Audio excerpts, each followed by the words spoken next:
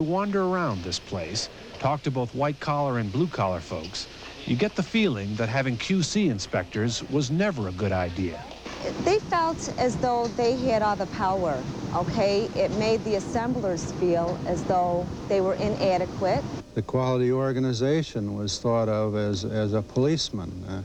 We had to check everything, test everything, and there seemed to be a feeling that, well, if you could get it by the QC people, that was okay. You kept making the same mistakes over and over again because you knew if something was wrong, they would just call you and you would fix it. You depended on quality control to put the quality into your machine.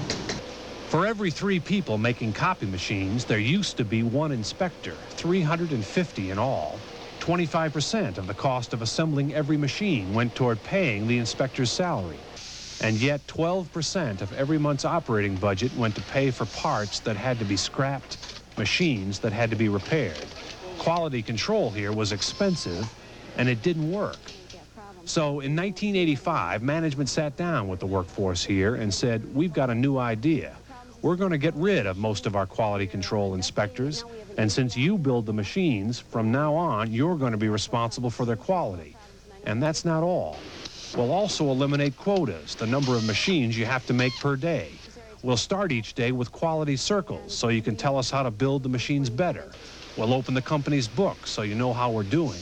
At the same time, we're going to plaster the walls with charts and graphs, measuring productivity, quality, costs, delivery schedules. And for most departments, we'll establish a board of directors who'll run that department. And by the way, that board will have more hourly people than supervisors, and everybody gets 1 vote. And we're going to start quality control audits for all our suppliers to make sure you get quality parts that fit. And whenever a person or a group or a department does well, we're going to thank them. We're going to celebrate. And of course, over time, it all worked. We've not only made money, we've increasingly each year made more money. The quality of copiers has gone up 100 times, and the cost has gone down 80%. And if you do the mathematics in terms of earnings, that's a remarkable story. And we've grown. Our volume of product has grown by about 30%. And what it says is when people say that you can't have quality without increasing your cost, that's not true. We spend a great deal of time actually thanking people, as simple as that. That never used to happen. And that's the other thing. Changes at Kodak Copy Products may have helped sales and profits, but it also changed the mood inside this company.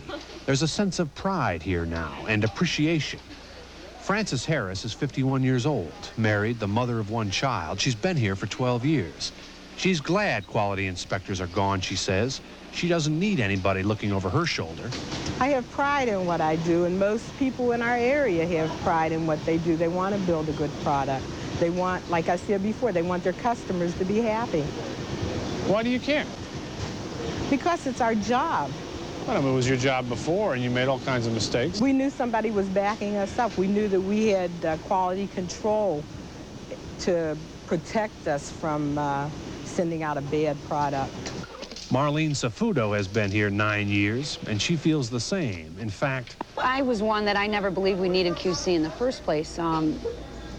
It sounds kind of silly, but when I build a copier, I build it like I'm taking it home. But that's just that's the type of operator I am. I don't want to go over my work twice. I try to do it right the first time. many of the changes at Kodak Copy Products were suggested by this man, Dave Garwood, a manufacturing consultant. He says in his experience, the hardest thing about changing a company like Kodak isn't convincing the workforce, it's convincing management. We had a client recently up in Wisconsin.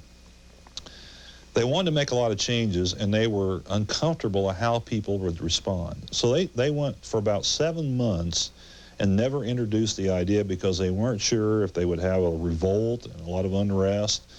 We convinced them, why don't you go ask the people? Go get the people together and talk to them about what you got in mind, these radical kind of changes you're thinking about. You know what the reaction was? We wondered why it took you this long to do it. They knew what had to be done. The people who worked there. The people that worked there. Exactly. They were way ahead of management. Exactly. Kodak Copy Products, Globe Metallurgical. The same year, both companies made, in effect, the same decision: to scrap their old quality control system and place the issue of quality into the hands of those who build their products. In 1985, that decision meant survival. Today it means both the companies and their employees are now proud, and they're making more money than ever before. We all have a million stories, don't we? Stories about bad service. In a department store, you can't find a sales clerk. In a restaurant, you can't find a waiter. At a cash register, you have to wait in line forever. At the service station, your car's not ready when they said it would be.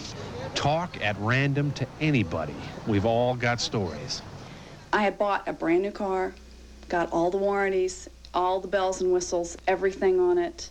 I've had the car for 4 days. The radio doesn't work. The chimes don't work. The lights don't come on properly. I just paid $20,000 for a car, and I can't get the lights to come on and the radio to work. Gripes me when you go into a department store as opposed to going into a men's store. Like I go into the men's department at a big department store, and you can never find a salesperson. You know, there's always one across the aisle, 3 registers down, who doesn't know anything about the area you're in. And I know they're trying to cut costs, but it's just, I'll pay more to go to a store where I can have service. Called back to the phone company. They said, well, your phone service will be wired on a certain date. You have to come by and pick up your units. Fine, I go by, pick up the sets. By the way, what's my phone number? Oh, we can't tell you. We'll send that out to you in your bill, which comes in a month. So for a month, I didn't know what my home phone number was. Another gripe of mine in department stores is trying on clothes when you're shopping alone, and there's never a salesperson close by if you've got the wrong size, and you need to go up a size or down a size, and there's no one. You have to get totally redressed to go get another garment. I took my car in for service. Can't remember what was wrong with it, but something small and detailed. He told me it would be approximately under $200. I left my car there. He was supposed to call me the next day to let me know the exact cost before he started fixing it. Well, he didn't do that. He went ahead and fixed the car, and I went back to get my car, and it was $1,100. To find out more about quality of service, I went on a secret shopping trip with 2 retail consultants, Peter Cassidy and Susan Cantor. They picked out an ordinary shopping mall just outside of Denver, Colorado, and all day long I walked behind them carrying an 8mm camera hidden in a briefcase. And all day long we were ignored.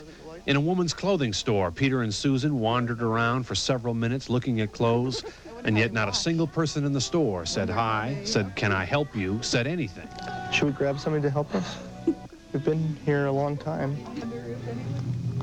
At a children's clothing shop, they pulled things off the rack, looked over them, talked about them, and yet the one sales clerk in the store never came over, never left the corner of the shop where she was working on a display. At a jewelry shop, Susan asked to look at a watch. The clerk never offered to take anything out of the case, didn't try to put a watch on her wrist, did little more than point at things through the glass, which Susan could have done all by herself. At this shoe store, I wouldn't exactly say we were ignored because there was no one there. The place was empty. I don't think anybody works here. Yeah. At another store, Peter had to find a salesman to help him pick out a pair of jeans. After he tried them on and walked out of the dressing room, the salesman was gone and never bothered to come back to see if the jeans fit or if he needed another size, another color, or might want something else. But this was the worst. At 8:30, 30 minutes before closing time, we walked into a store that sold both children and adults clothing. And for that half hour, we were the only customers in the store, and yet no one ever offered to help. The sales clerk was too busy cleaning the shelves. The store manager was too busy clearing the register for the day.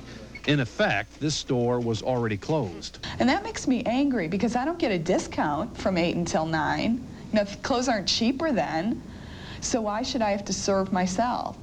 But being ignored wasn't the only problem. After they picked something out, Peter and Susan went to the cash register.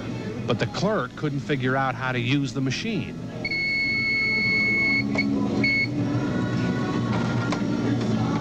Finally, the store manager came out, figured out what was wrong, rang up the sale, and then, without saying a word, walked away. Never got it. I'm sorry that it's taking so long. Didn't explain the problem to us. Just let us stand there. Kind of again, money in the hand, wanting to buy something, and move on.